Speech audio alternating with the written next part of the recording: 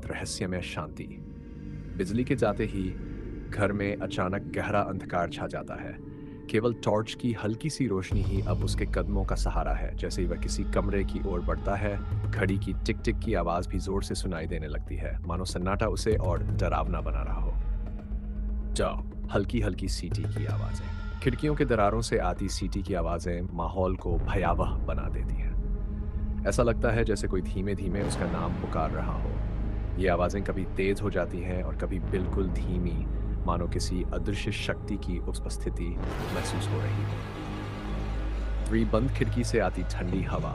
जब अंकित किचन की ओर बढ़ता है तो अचानक एक बंद खिड़की के पास से बर्फ जैसी ठंडी हवा का झोंका महसूस होता है। उसकी सांसें थम सी जाती हैं। खिड़की का कांच धुंधला हो जाता है और उस पर उंगलियों के निशान धीरे धीरे उभरने लगते हैं।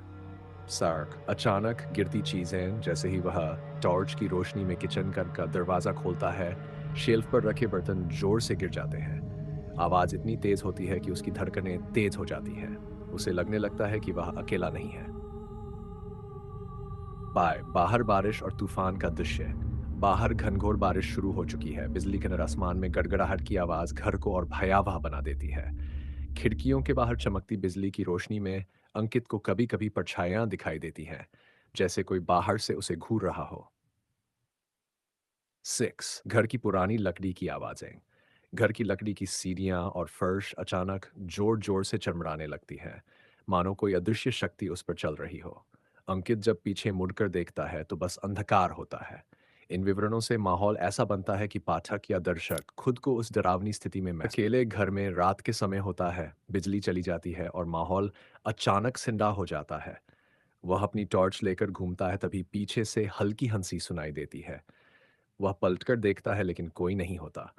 जैसे ही वह किचन की तरफ जाता है, दरवाजे आप खुलने बंद होने लगते हैं। फिर शीशे में अंकित की परछाई के अलावा किसी और की भी परछाई दिखाई देती है। लंबे बाल, सफेद साड़ी और गहरे लाल आंखों वाली चुड़ैल। अचानक वह परछाई शीशे से बाहर निकलकर अंकित की ओर बढ़। अंकित एक शहर में रहने वाला नौजवान था जिसे रहस्यमयी और भूतिया किस्सों में गहरी दिलचस्पी थी।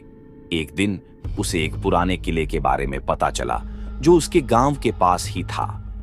किले के बारे में कहा जाता था कि वहां रात के समय अजीब घटनाएं होती हैं। अंकित ने ठान लिया कि वह इस रहस्य को सुलझाएगा। किले का सफर अंकित ने रात को अकेले किले जाने की योजना बनाई। चांदनी रात थी, लेकिन किले के आसपास का माहौल सन्नाटे और डरावनी फुसफुसाहटों से भरा हुआ था। गांव वालों ने उसे बहुत समझाया, लेकिन अंकित ने उनकी बातों को मजाक में टाल दिया। किले के अंदर अंकित किले के मुख्य दरवाजे को खोलते ही अंदर घुसा। अंदर का वातावरण अजीब और बोझिल था। हर कदम के साथ उसे ऐसा लगता जैसे कोई उसकी परछाई के पीछे चल रहा हो। अचानक उसे एक पुराने झूले की आवाज सुनाई दी। जब उसने पलटकर देखा तो झूला धीरे धीरे हिल रहा था, लेकिन वहां कोई नहीं था। अजीब आकृति अंकित ने अपने कैमरे से तस्वीरें लेना शुरू किया। तभी उसे किले के एक कोने में एक सफेद धुंधली आकृति नजर आई। वह आकृति धीरे धीरे उसके पास आने लगी। उसकी आंखें खून की तरह लाल थीं और वह अंकित को घूर रही थी। अंकित का दिल तेजी से धड़कने लगा, लेकिन उसने हिम्मत करके पूछा, तुम कौन हो? उस आकृति ने एक ठंडी भयावह आवाज में कहा, यह मेरी जगह है और जो यहाँ आया है वह कभी वापस नहीं गया। रहस्यमय अंत अंकित को एहसास हुआ कि उसकी हिम्मत ने उसे मुसीबत में डाल दिया है। उसने किले से बाहर भागने की कोशिश की, लेकिन दरवाजे अचानक बंद हो गए। वह पूरी रात किले में फंसा रहा। अगली सुबह गांव वाले उसे किले के बाहर बेहोशी की हालत में पाए। अंकित ने बाद में बताया कि उसने किले में क्या देखा, लेकिन उसकी कहानी सुनने के बाद कोई भी गांव का व्यक्ति किले के पास जाने की हिम्मत नहीं कर सका। अब भी लोग कहते हैं कि वह किला सिर्फ साहसी लोगों को बुलाता है और शायद वापस भेजने के लिए नहीं। भूतिया हवेली का रहस्य। गांव के पास बनी यह हवेली 7 साल से भी पुरानी थी। ये कभी एक अमीर जमींदार की संपत्ति थी, लेकिन उनकी अचानक मौत के बाद इसे छोड़ दिया गया। कहते हैं जमींदार की मौत साधारण नहीं थी। उनके परिवार के लोग भी रहस्यमय तरीके से मारे गए थे। अब लोग इसे भूतिया जगह मानते थे। 4 दोस्त अर्जुन, समीर, विक्रम और रोहित, जो हमेशा रोमांचक चीजें करना पसंद करते थे, ने तय किया कि वे इस हवेली के अंदर जाएंगे। गांव वालों ने उन्हें चेतावनी दी, रात में वहां जाना मत, वो जगह अपशकुन है। पर दोस्तों ने इसे गांव वालों का वहम समझा। हवेली का पहला सामना शाम ढल रही थी जब चारों ने हवेली की ओर कदम बढ़ाए। हवेली के गेट पर जंग लगा हुआ ताला था, लेकिन किसी ने इसे तोड़ दिया था। अंदर घुसते ही उन्होंने देखा कि चारों ओर झाड़ियां थीं, हवेली की खिड़कियां टूटी हुई थीं और दीवारों पर काई जमा थी। ऐसा लग रहा था जैसे यह जगह सदियों से वीरान है। विक्रम ने मजाक में कहा, कितना डरावना कुछ भी नहीं है, बस एक पुरानी इमारत है। लेकिन तभी एक कौवा अचानक झाड़ियों से उड़ गया और उसकी कर्कश आवाज ने सबके रोंगटे खड़े कर दिए। अर्जुन ने धीरे से कहा, चलो अंदर चलते हैं। भूतिया तस्वीरें और पियानो। हवेली के अंदर का मुख्य हॉल पर खाली था। वहां रखे फर्नीचर सड़ चुके थे और हर जगह धूल की मोटी परत जमी थी। दीवारों पर बड़ी बड़ी तस्वीरें टंगी थीं। हर तस्वीर में एक ही महिला थी, सफेद साड़ी पहने। उसकी गहरी आंखें तस्वीर से बाहर झांकती प्रतीत हो रही थी। विक्रम ने एक तस्वीर को छूने की कोशिश की और तभी वह तस्वीर जमीन पर गिर गई। सब चौंक गए। रोहित ने कहा, शायद ये पुरानी तस्वीर थी इसलिए गिर गई। वे आगे बढ़े और एक बड़े कमरे में पहुंचे जहां एक पुराना पियानो रखा था। विक्रम ने कहा, चलो इसे बजाते हैं, शायद कोई भूत हमें गाना गाने को कहे। जैसे ही उसने पियानो की चाबी दबाई, पियानो अपने आप तेजी से बजने लगा। कमरे में अजीब सी ठंडक फैल गई। समीर ने घबराकर कहा, यहां कुछ तो गड़बड़ है, हमें बाहर निकलना चाहिए। ऊपरी मंजिल पर अजीब घटनाएं, लेकिन अर्जुन ने कहा, हम इतना दूर आ गए हैं, अभी वापस जाना बेवकूफी होगी, हमें ऊपर जाना चाहिए। वे सीढ़ियों से ऊपर की ओर बढ़े। सीढ़ियां चीख रही थीं, जैसे किसी भारी चीज के नीचे दब रही हो। ऊपरी मंजिल पर एक लंबा अंधेरा गलियारा था। दीवारों पर टंगी तस्वीरें और भी डरावनी थीं। गलियारे के अंत में एक दरवाजा बंद था, लेकिन अंदर से हल्की रोशनी झांक रही थी। रोहित ने कहा, क्या हमें अंदर जाना चाहिए? अर्जुन ने हिम्मत दिखाते हुए दरवाजा खोला। अंदर उन्होंने एक महिला को खड़ा पाया। उसकी पीठ उनकी ओर थी और उसके बाल बिखरे हुए थे। समीर ने कांपती आवाज में कहा, आप कौन हैं? महिला ने धीरे धीरे मुड़कर उनकी ओर देखा। उसका चेहरा जल चुका था और उसकी लाल आंखें सबको घूर रही थीं। उसने जोर से चीखते हुए कहा, यहां क्यों आए हो? भागने की कोशिश और दरवाजा बंद। चारों घबरा गए और भागने की कोशिश करने लगे। जैसे ही वे सीढ़ियों तक पहुंचे, हवेली का मुख्य दरवाजा अपने आप बंद हो गया। पूरे हॉल में महिला की ठहाकों की आवाज गूंजने लगी। विक्रम ने कहा, हमें यहां से निकलने का रास्ता खोजना होगा। महिला फिर उनके सामने प्रकट हुई और चिल्लाई, तुम मेरे घर में क्यों आए हो? जो यहां आता है वह वापस नहीं जाता। अर्जुन ने हिम्मत करके पूछा, तुम कौन हो और तुम हमसे क्या चाहती हो? महिला ने कहा, यह हवेली मेरी है। यहां मेरे और मेरे बच्चे को जिंदा जला दिया गया था। तब से मैं और मेरी आत्मा यहीं फंसे हुए हैं। मुझे बदला चाहिए। आखिरी चुनौती। महिला ने शर्त रखी, अगर तुम मेरा बच्चा ढूंढ लाओगे तो मैं तुम्हें जाने दूंगी। चारों ने डरते डरते हवेली की तलाशी शुरू की। तहखाने में उन्हें एक छोटे बच्चे की खोपड़ी और हड्डियों का ढेर मिला। यह दृश्य इतना भयावह था कि समीर बेहोश हो गया। उन्होंने हड्डियों को एक कपड़े में लपेटा और महिला को दिया। महिला की आंखों में आंसू आ गए। उसने कहा, तुमने मुझे आजाद कर दिया, अब मैं और मेरा बच्चा शांति से जा सकते हैं। महिला गायब हो गई। हवेली के सारे दरवाजे खुल गए।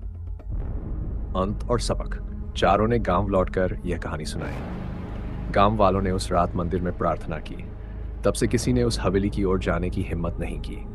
इस घटना ने चारों दोस्तों को सिखाया कि हर पुरानी कहानी में कुछ न कुछ सच्चाई जरूर होती है। इस विस्तार के साथ ये शब सोते हुए भूत की कहानी। एक छोटे से गांव के पास एक पुराना कुआं था, जिसके बारे में कहा जाता था कि वहां एक भूत रहता है। गांव वाले बताते थे कि वह भूत हमेशा सोता रहता है और अगर उसे जगाया गया तो कुछ भयानक हो सकता है। गांव के बच्चे अक्सर डर के मारे कुएं के पास नहीं जाते थे, लेकिन रमेश और मोहन, दो शरारती दोस्त, हमेशा नई नई बातें करने की कोशिश करते।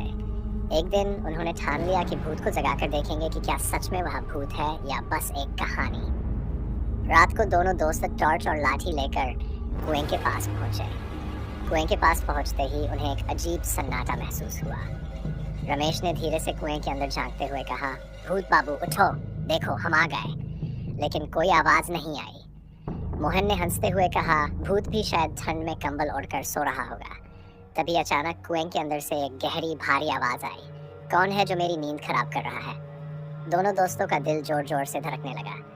अचानक कुएं से एक सफेद धुआं निकला और धीरे धीरे एक भूत की शक्ल में बदल गया। वह भूत बड़े आराम से जम्हाई लेते हुए बोला, तुमने मेरी गहरी नींद तोड़ दी, अब तुम्हें इसकी सजा मिलेगी। रमेश ने कांपते हुए कहा, हम तो बस मजाक कर रहे थे, माफ कर दो। भूत ने गुस्से से कहा, मजाक? क्या मेरी नींद कोई मजाक है? मुझे कई 100 साल बाद चैन से सोने का मौका मिला था और तुमने सब खराब कर दिया। अब तुम्हें भी सुलाना पड़ेगा। यह सुनते ही दोनों दोस्त घबराकर भागने लगे, लेकिन जैसे ही उन्होंने गांव के मंदिर की चौखट पार की, भूत का धुआं गायब हो गया। उन्हें एहसास हुआ कि मंदिर की सीमा पार करने के बाद भूत उनका कुछ नहीं बिगाड़ सकता। इसके बाद रमेश और मोहन ने कसम खाई कि वे कभी किसी सोते हुए भूत को परेशान नहीं करेंगे। गांव के बाकी बच्चों ने भी उनसे सीख ली और पोएंगे उनसे इसलिए कुएं के पास जाना बंद कर दिया। कहते हैं वह भूत भी कुएं के अंदर सो रहा है, लेकिन अगर कोई उसे फिर से जगाएगा तो शायद उसे इतनी आसानी से भागने का मौका न मिले। आपका भाई फिर एक कहानी लेकर आ चुका है, तो प्लीज मेरे चैनल कर को सब्सक्राइब। तो आप लोग मेरा नाम तो जानते हो विपदा अनिल, तो आप लोग मेरे चैनल से जुड़ जाओ।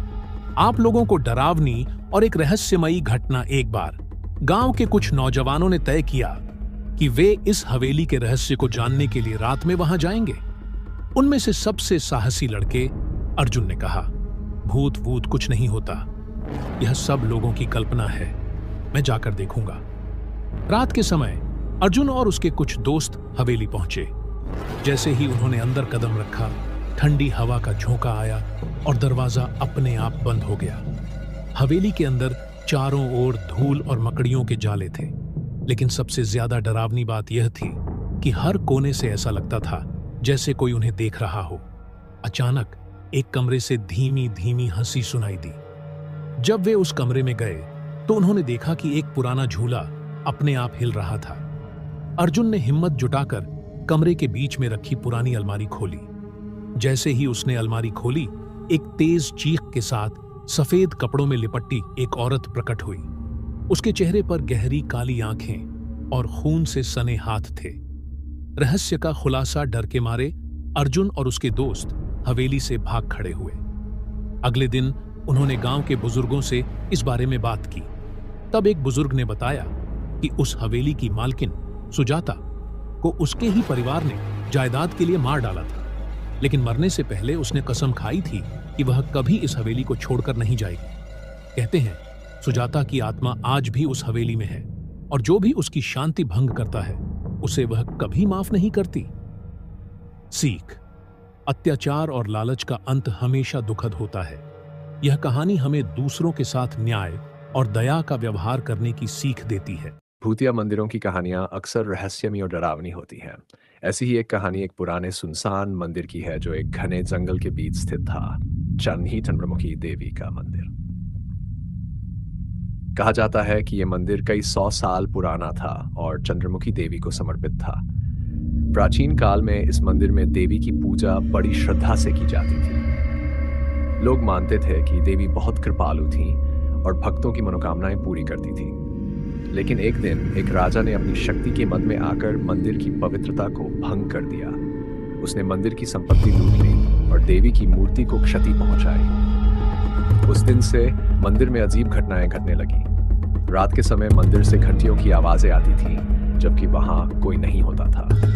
लोग कहते थे कि उन्होंने एक सफेद साड़ी पहने स्त्री को मंदिर के आसपास घूमते देखा, जिसकी आंखें लाल थी और उसके पांव उल्टे थे।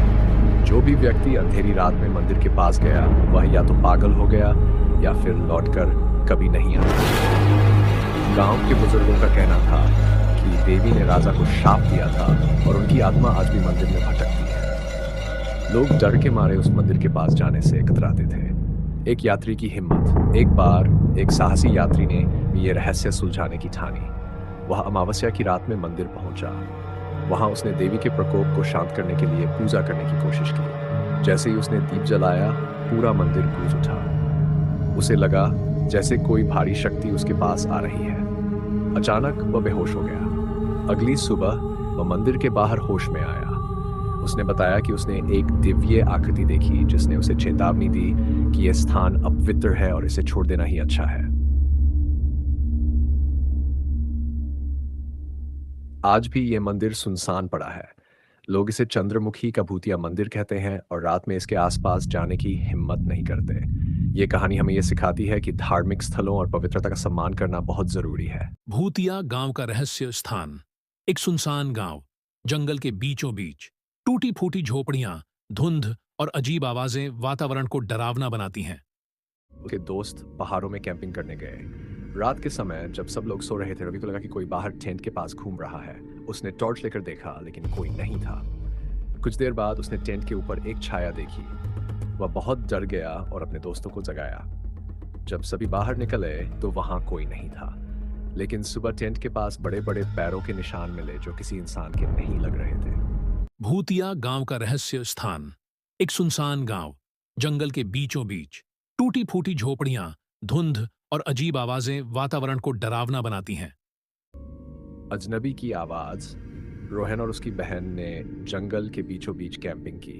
रात में उन्हें लगा कि कोई उनकी मदद के लिए चिल्ला रहा है। जब वे आवाज की दिशा में गए तो वहां कोई नहीं था। जैसे ही वे वापस अपने टेंट की ओर बढ़े, वही आवाज टेंट के पास से आने लगी। सुबह तक उन्होंने टेंट से बाहर कदम नहीं रखा और अगली सुबह उन्हें टेंट के बाहर खून। भूतिया गांव का रहस्य स्थान। एक सुनसान गांव, जंगल के बीचों बीच। टूटी फूटी झोपड़ियां, धुंध और अजीब आवाजें वातावरण को डरावना बनाती हैं।